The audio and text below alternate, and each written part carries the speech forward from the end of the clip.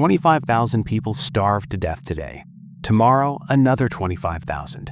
If that's God's plan, then God is the problem. What if I told you the God who made this universe wasn't perfect, but broken? What if everything wrong with this world isn't a test, but a design flaw? Every religion on Earth tells the same story. A perfect God made a perfect world, and somehow we screwed it up. But there's an ancient group of believers who flipped that script completely. They looked at all the suffering, disease, chaos, and cruelty baked into reality itself and asked a question nobody wanted to hear. What if God isn't testing us? What if God messed up? Today we're diving into one of the most controversial religious ideas ever conceived, the Demiurge, a cosmic architect so flawed, so deeply broken that he trapped souls in meat prisons and called it creation. This isn't some fringe conspiracy theory. This was a major religious movement that terrified early Christianity so much they tried to erase it from history. And once you understand what the Gnostics discovered about the nature of our reality, you'll never look at suffering the same way again. Let's start with the world as it actually is. Right now, as you're watching this, about 25,000 people will die from starvation, most of them children. Tomorrow, another 25,000. The day after, another 25,000. Every single day. That's not a bug in the system. That's how the system was built. Babies are born with bone cancer. Parasites eat children's eyes from the inside out. Earthquakes flatten entire cities of innocent people. Dementia slowly erases your grandmother's memory until she doesn't recognize your face anymore. This isn't humanity's fault. We didn't design mosquitoes to spread malaria. We didn't program childhood leukemia into our DNA. We didn't place tectonic plates in positions where they'd crush thousands of people without warning. These are features of the universe itself. And for thousands of years, theologians have been doing backflips trying to explain why an all-powerful, all-knowing, all-loving God would create a reality soaked in so much random, senseless suffering. They came up with every excuse imaginable. It's a test. It builds character. We can't understand God's plan. Free will requires evil. Suffering brings us closer to the divine. But here's the thing. None of these explanations actually work. If God is truly all-powerful, he could have created a universe where we have free will without childhood bone cancer. If he's all-knowing, he already knew we'd fail his tests before he made us. If he's all-loving, why does a 2-year-old need to suffer to learn a moral lesson they can't even understand? The problem of evil has haunted every major religion since the beginning, and most believers just accept the contradiction. They hold two opposite ideas in their head at the same time. God is perfect and loving, but also the world is full of horrific suffering. They call it a mystery, they call it faith. But around the 2nd century, a group of mystics looked at that same contradiction and came to a radically different conclusion. What if the God who made this world isn't the real God at all? What if he's an imposter? This is where the Gnosticism enters the picture. The word Gnostic comes from the Greek word gnosis, which means knowledge, not book knowledge, direct experiential knowledge of spiritual truth. The Gnostics weren't just reading scriptures and following rules. They were having mystical experiences that revealed the true nature of reality, and what they discovered was absolutely terrifying. According to Gnostic cosmology, there is a true God, the real ultimate divine source, pure consciousness, perfect light, infinite love beyond human comprehension. This true God never created our physical universe, because this God is so far beyond material reality that the idea of trapping conscious beings in bodies made of meat and suffering would be absolutely foreign to its nature. So where did our universe come from? This is where it gets wild. The Gnostics taught that there was a divine emanation, a lesser spiritual being called the Demiurge. The name literally means craftsman or artisan in Greek. This entity wasn't the ultimate God. He was more like a confused, arrogant middle manager who thought he was the CEO. The most detailed account of the Demiurge comes from Gnostic texts like the Apocryphon of John and the Hypostasis of the Archons. These weren't included in the Bible, obviously. The early Christian church made sure of that, but they survived hidden in jars buried in the Egyptian desert until 1945 when farmers accidentally discovered them. Here's what these texts reveal. The Demiurge is born of Sophia, which means wisdom. Sophia is one of the divine emanations from the true God, but she makes a catastrophic mistake. She tries to create without her divine partner, acting alone, and what comes out is a deformed, ignorant creature, the Demiurge. Some texts describe him as having the face of a lion and the body of a serpent. Others describe him as simply blind and foolish, but all agree on one thing: he's deeply, profoundly flawed. And here's the kicker: the Demiurge looks around at the void and thinks he's the only god. He has no idea that the true divine realm exists above him. The Apocryphon of John quotes him directly: "I am God and there is no other God beside me." It's pure arrogance born from pure ignorance. He genuinely believes he's the ultimate creator, and in his blind pride, he decides to create a universe. But because he's fundamentally flawed, his creation is fundamentally flawed. He creates the physical universe, including Earth, animals, and human bodies. He sets up systems of suffering, decay, death. Not out of malice necessarily, just out of incompetence. He's doing the best he can with his limited understanding and broken nature. He's like a child playing with matches who accidentally burns down the house. Now, if the story ended there, we'd all just be stuck in a random, cruel universe with no hope. But the Gnostics add another layer. The true God looks down at this mess and feels compassion for the souls trapped in the Demiurge's creation. So the divine breathes a spark of the true God's own consciousness into humanity. That spark is your true self, your soul, the part of you that feels like there's something more, that looks around at this world and knows deep down that something is wrong. That spark doesn't belong here. This completely reframes everything. You're not a sinner who disappointed God. You're a fragment of the divine trapped in a prison made by a wannabe God who doesn't know what he's doing. Your body gets sick because it was designed by an incompetent architect. You suffer because the world is literally built on suffering. And that feeling you get sometimes, that deep spiritual homesickness, that's your divine spark remembering where it really came from. Let me connect this to something you've probably felt. Have you ever had that moment where you're just existing, going about your day, and suddenly you're hit with this overwhelming feeling that reality is strange? That you're a consciousness piloting a meat robot on a spinning rock in infinite space? That none of this makes sense? The Gnostics would say that's your divine spark briefly remembering the truth. That's Gnosis, trying to break through the illusion. The Demiurge isn't just a creator in Gnostic theology. He's a jailer. And he doesn't want you to wake up, because if you realize you're divine, if you access that direct knowledge of the true God, you're no longer under his control. You escape his prison.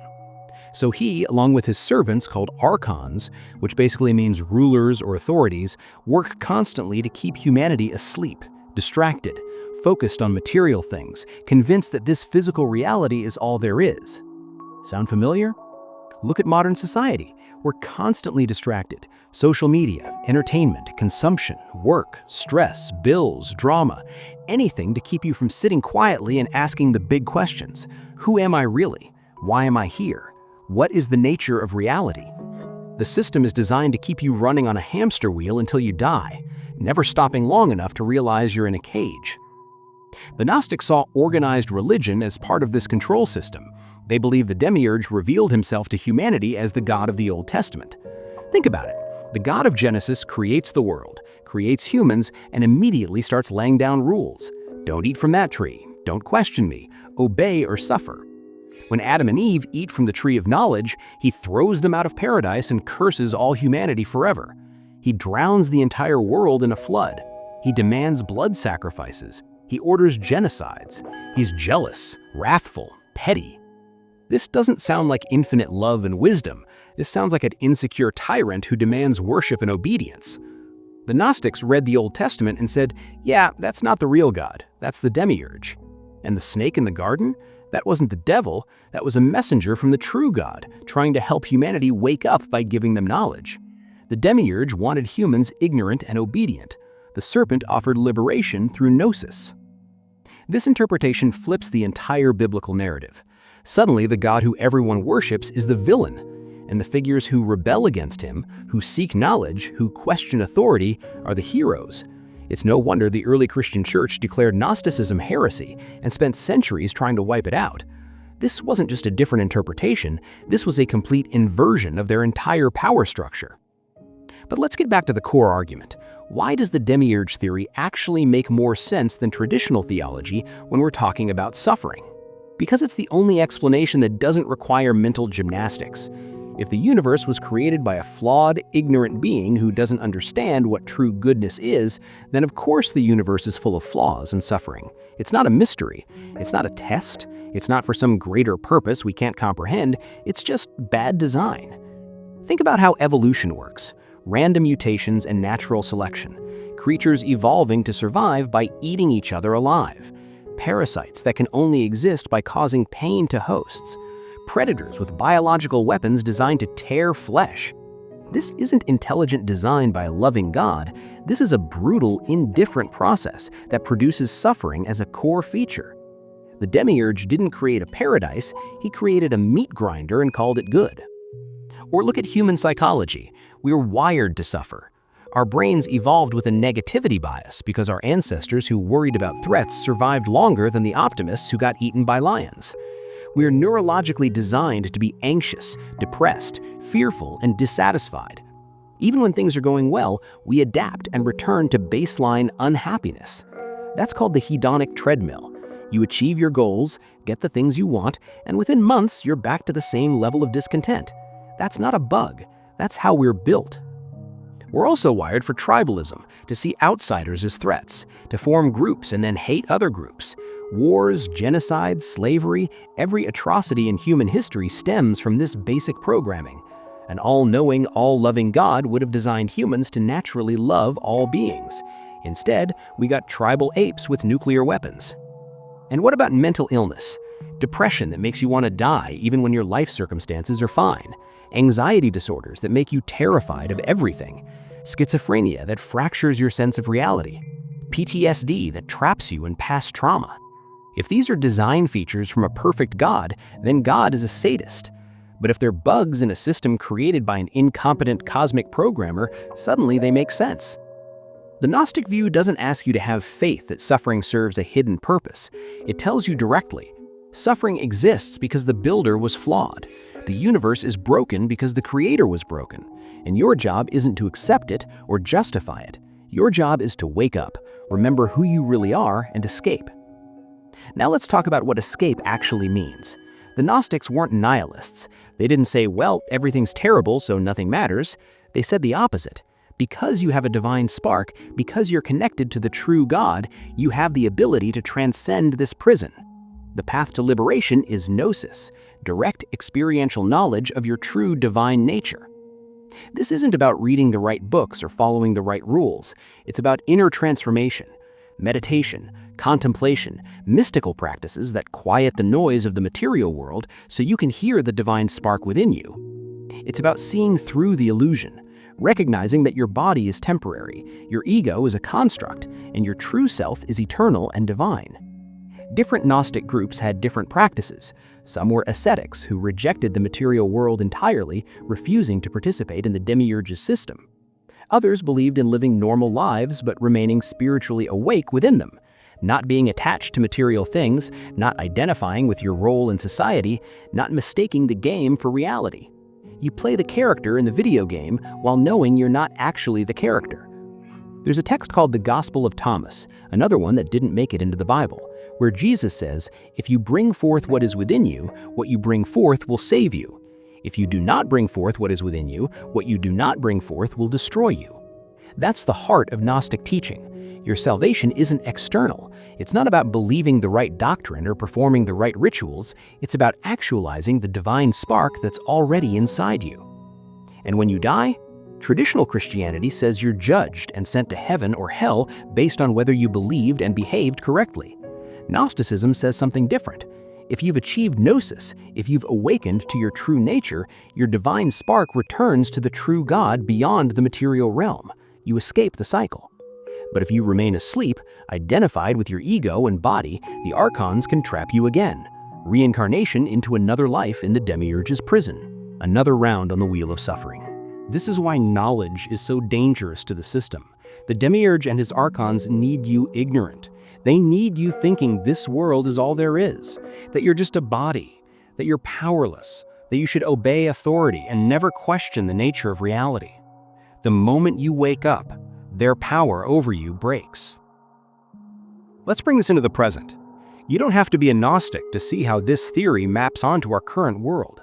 We're living in systems designed to extract from us our labor, our attention, our energy, our money. We're taught from childhood to obey authority. Go to school, get a job, pay your taxes, consume products, don't cause trouble, don't ask too many questions. The people who run the world don't want a population of awakened, spiritually liberated individuals who see through the illusion. They want workers and consumers.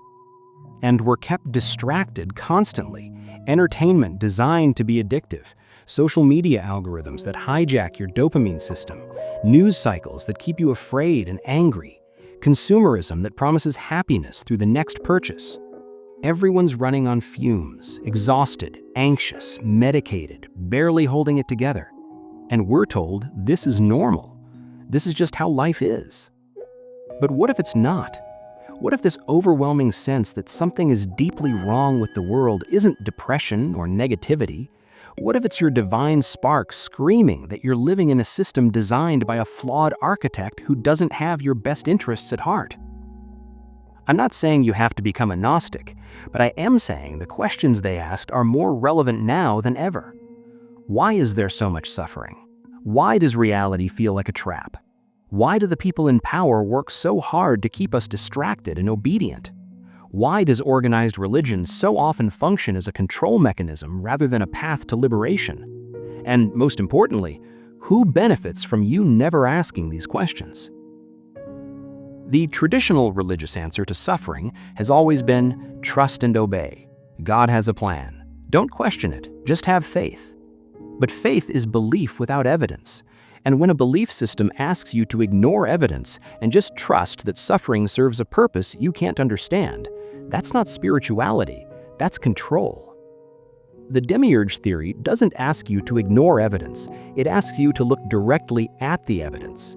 The universe is full of suffering. The design is flawed. The creator of this system is not perfect, and you are not meant to be here. You're a divine spark trapped in a meat prison on a dying planet in an indifferent cosmos, and your only path to liberation is waking up to who you really are. Does this mean the Gnostics were right about everything? Of course not. Ancient mystical texts written 2,000 years ago aren't going to have all the answers. But they were asking the right questions. They were willing to look at the darkness of reality without flinching and without making excuses for it. They saw suffering not as a mystery to accept, but as evidence of a broken system. And maybe that's the real lesson here. Stop making excuses for why the world is the way it is. Stop doing mental gymnastics to defend the idea of a perfect God creating an imperfect world. Look at reality clearly.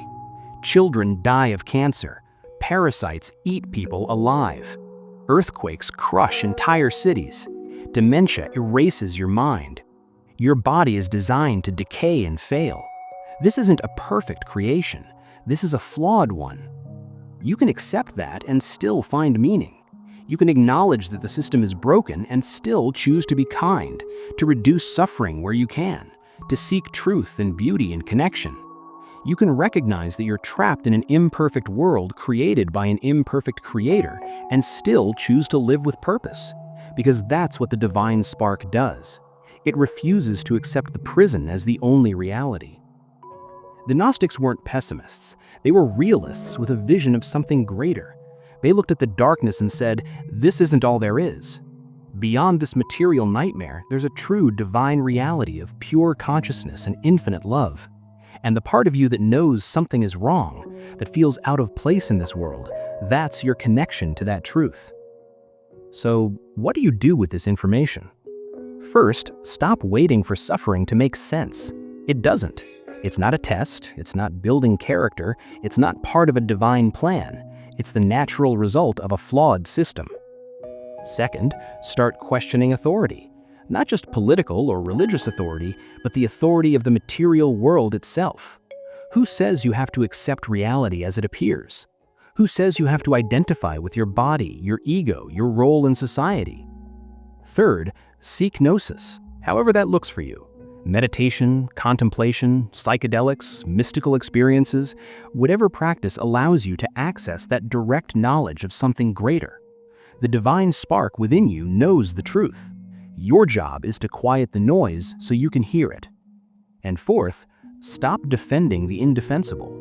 When someone tries to explain why children dying of cancer is actually part of God's perfect plan, you don't have to nod along. You can say, "No, that's not okay. That's evidence of a broken system, not evidence of perfection." The Demiurge theory isn't just ancient mythology. It's a lens for understanding why reality feels the way it does, why there's so much suffering despite so much potential for good, why systems of power always seem to work against human flourishing, why the world feels like it's run by incompetent tyrants who don't understand what they're doing. Because maybe it is. You don't have to call it the Demiurge. You can call it the system, the matrix, the illusion, broken incentive structures, late-stage capitalism, whatever. The name doesn't matter. What matters is recognizing that the world as it exists is not the world as it should be. And you, the conscious, aware part of you that's watching this video right now and feeling something resonate, you're not meant for this place. The real God, the true divine source, didn't create this mess. This is the work of something lesser, and your divine spark is the proof. That feeling that there's something more, that knowing that this isn't right, that refusal to accept suffering as meaningful or necessary, that's the true God calling you home. So the next time someone tells you that everything happens for a reason, that God has a plan, that suffering builds character, remember the Gnostics. Remember that there's another explanation, not one that requires faith in the face of contradictory evidence, but one that looks at the evidence and draws the obvious conclusion. The creator of this world was flawed, and so is the creation.